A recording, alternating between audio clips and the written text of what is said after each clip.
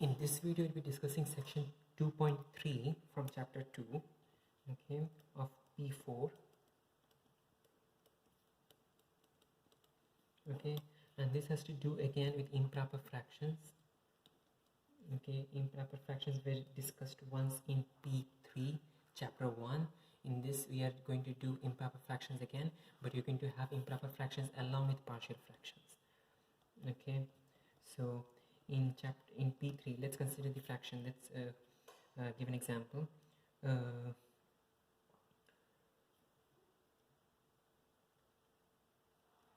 Let's consider 5x raised to 4 plus 9x squared plus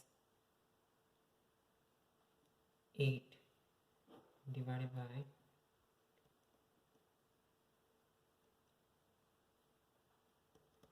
x cube minus 1. Okay, so we have got 5x raised to 4 plus 9x squared plus 8 divided by x cube minus 1. And if you are following in P3, we learned that this is an improper fraction because the denominator has got degree 4 and the numerator has got, the numerator has got degree 4, the denominator has got degree 3, the numerator's degree is more than that of the denominator, okay. And so this is an improper fraction. For a proper fraction, the numerator has to be strictly lower in degree than the denominator. If the degree is equal, it does not matter, it is still an improper fraction. If the degree of the numerator is higher, it is an improper fraction. It is a proper fraction only if the numerator has a degree lower than that of the denominator. Equal degree is still an improper fraction. So in this case, in P3, what we did was we found a quotient and we found a remainder on top of our denominator. Okay, now degree 4 minus degree 3 is a degree 1, okay, quotient. So degree 4 by degree 3 fraction gives you a degree 1 quotient, or in other words, we have a linear expression ax plus b. This is a degree 1 because the highest power over here is 1.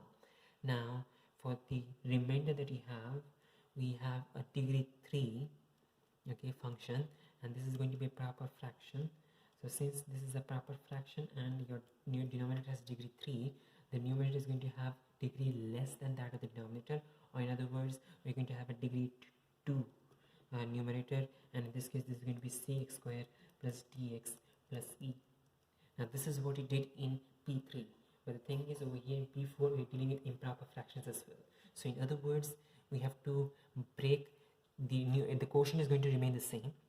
It does not get affected because there is no more a fraction, okay. But the component that you have here, if you can break this one into components, in that case you have to if you can break this into components, if you can break the denominator into its individual factors, in that case you should be able to convert this into partial fractions. So in this case, x cube minus 1, while this is something that is usually not a part of regular pure mathematics over here at S level, but x cube minus 1 is equal to x minus 1 into x squared plus x plus 1. So we have a factor x minus 1 into x squared plus x plus 1. So in other words, we can break this down, okay, just this part remains the same, this part does not change, and this part you're going to break it down into, we have got x minus 1 and x squared plus x plus 1. So we have got x minus 1 and you've got x squared plus x plus 1. Notice that none of the factors are repeating. This one, x minus 1 appears once, x squared plus x plus 1 also appears once. Power 1, power 1, power 1, they're all power 1. So since they're all power 1, okay, since none of the factors are repeating, we just have single component for each of the factors involved. So we have got x minus 1, we have got x squared plus x plus 1. So x minus 1 is a linear factor, is a linear expression in the denominator. We have got a degree 1 expression in the denominator, thus we'll be having a degree 0 expression in the numerator, or in other words, you'll be having simply a constant f. For this one, x squared plus x plus 1, this expression cannot be factorized further. If it was factorized, we would move on with the factorization, but in this case x squared plus x plus 1 does not have any real uh, real factors, and thus we have a degree 2 denominator, and so our numerator is going to have degree 1, or in other words we're going to have gx plus h. Okay, in other words, if I rewrite the entire thing, we have 5x cube 5x raised to 4 plus 9x squared plus 8 divided by x cube minus 1 is equivalent to ax plus b plus f by x minus 1 plus gx plus h divided by x cube minus 1.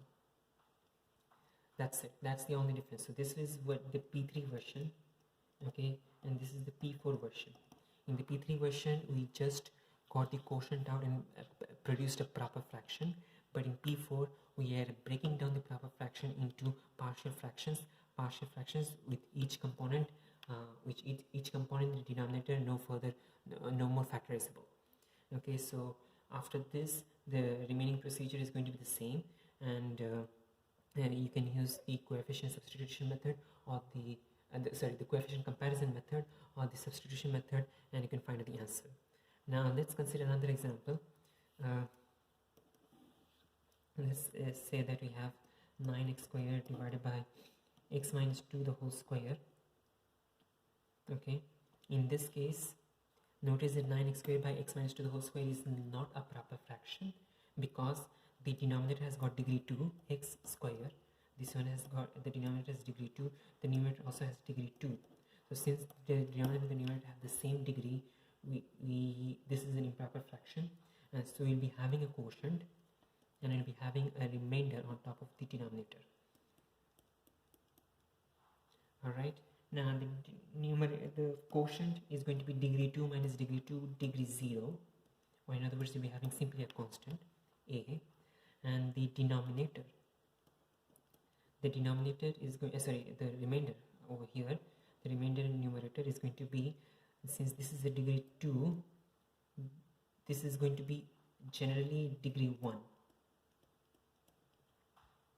But the thing is, we will be breaking this down into partial fraction. This is currently what you have is the P3 version, okay, but we'll be breaking this down into partial fractions, and for partial fractions notice that you have x minus 2 the whole square, or you're having a repeating factor.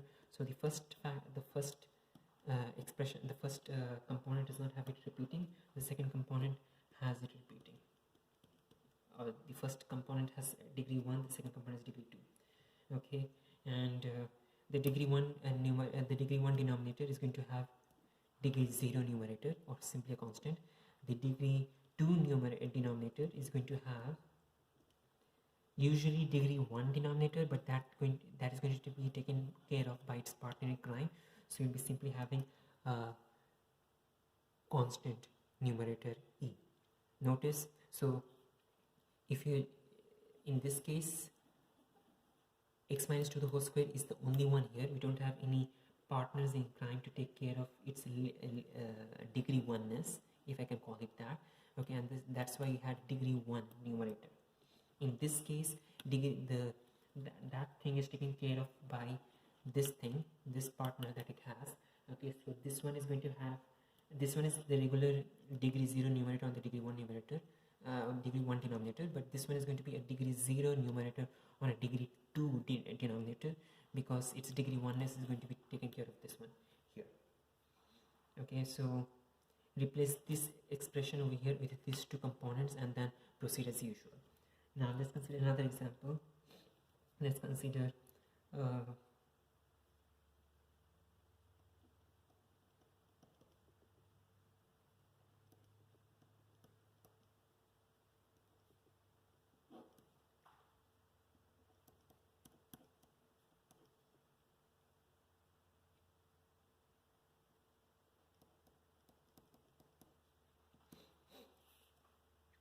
now in this case, if we notice that the denominator, the degree of the denominator is 5. Why is it 5? Because the first term has got degree 3, it is a cube term, x cube, this is the degree 3, and the second term has got degree 2. Okay, so you've got degree 3 plus degree 2, or in other words, this is the degree 5 denominator. The numerator on the other hand is a degree 4 numerator. The denominator's degree, the numerator's degree is less than that of the denominator, or in other words, this is a proper fraction. This is not an improper fraction, so we will not be having any quotient.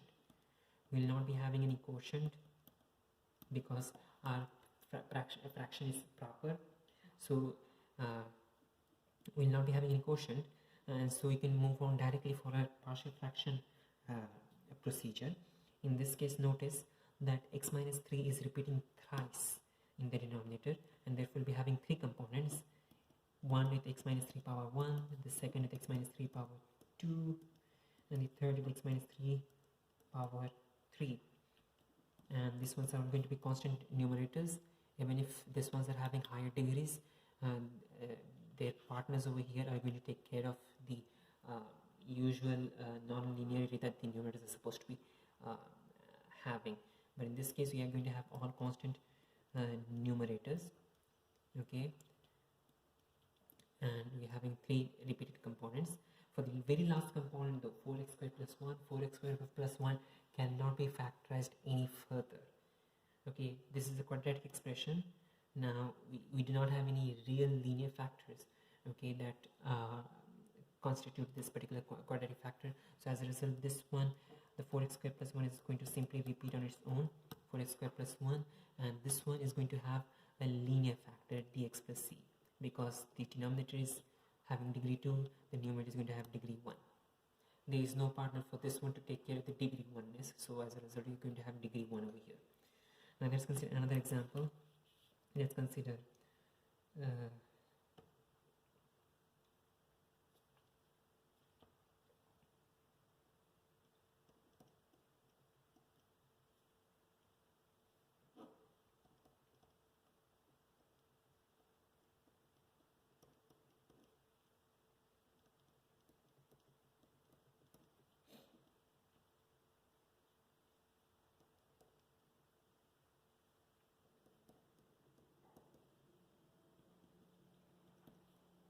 notice in this example, okay, we have got two different expressions in the denominator, okay, and the first expression has got degree 2, the second expression has also got degree 2, because you've got x square, here you have x square, so you've got 2 degree 2 terms in the denominator, or in other words, the entire denominator has got degree 4.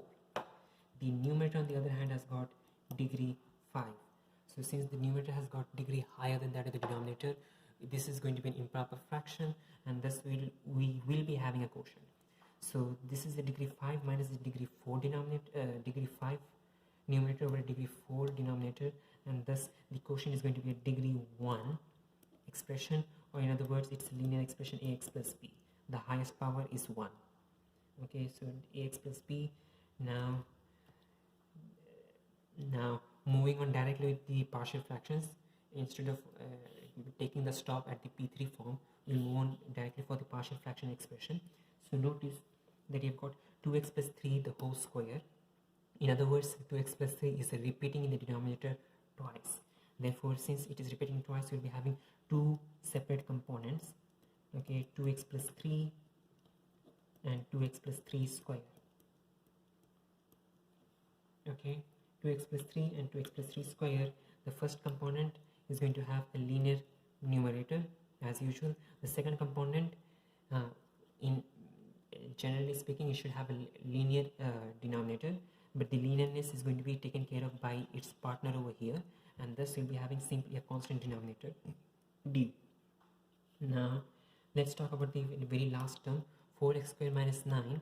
In the previous example, 4x square plus 1 could not be factorized, but in this expression 4x square minus 9 can be factorized, because 4x square minus 4x square minus 9 is the difference of two squares, 2x the whole square minus 3 square, or in other words, it is 2x plus 3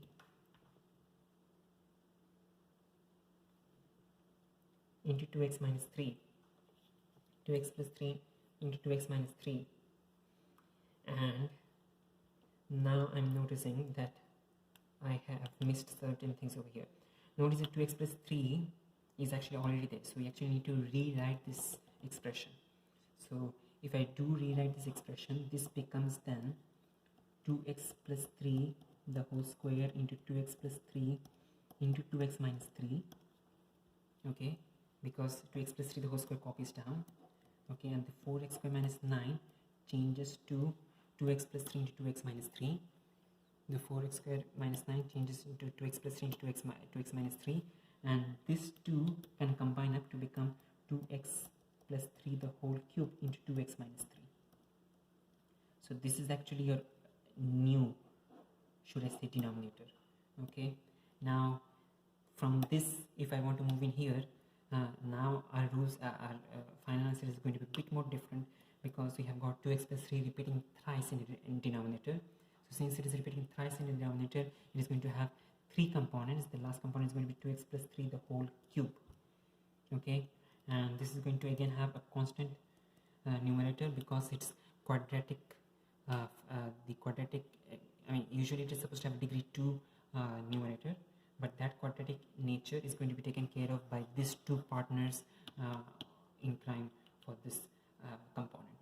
So the very last component, 2x minus 3, does not repeat, and so that one is going to be 2x minus 3, and put a constant f, because this one is a degree 1 denominator, and this is going to be a degree 0 numerator for the fraction to be proper. Once you get this expression, the rest of the procedure is the same. Multiply all sides by the lowest common multiple, which is going to be this expression over here. Multiply all sides by it, remove all the fractions, and then use either the coefficient comparison or the substitution method, or maybe both of them together, okay, to find out the values of a, b, c, d, e, and f.